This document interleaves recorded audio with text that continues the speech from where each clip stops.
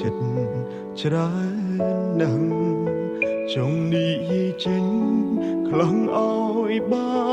នធូរតែទឹកភ្នែកចេញតែស្រង់ហូរគិតយូរម្នាក់ឯងឡើយចំឈួតហើយគ្មានអ្នកខលពីសុខទុក្ខរបស់ខ្ញុំទេ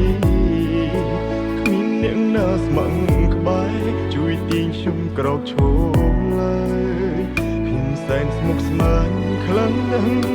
ចង់ស្ទែខួរស្លាប់ទៅហើយចង់ទាញពេលឲ្យត្រឡប់ទៅជាកុមារអាយុកាន់តែច្រើន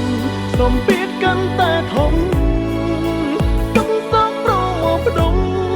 បង្កើតជាបញ្ហា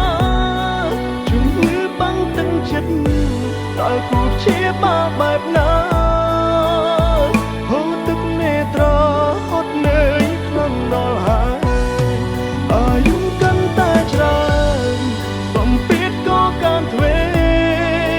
បញ្ហាចូលហើយតែរួចតែជួបទុំអិនស្បើយគ្មានអ្នកចាំលើកទឹកចិត្តក្រៅពីខ្លួនឯងឡើយជីវិតអើយងងឹតឈឹងគ្មានគោលដៅ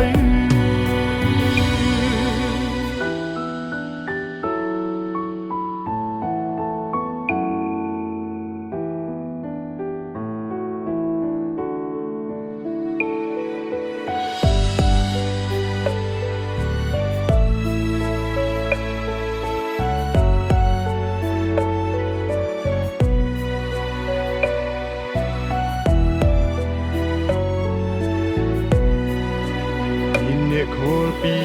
សុខទុក្ខរបស់ខ្ញុំទេគ្មានអ្នកណាស្ម័គ្រក្បែរជួយទាញខ្ញុំក្រោកឈរឡើយខ្ញុំសែនស្មុគស្មាញខ្លាំងណាស់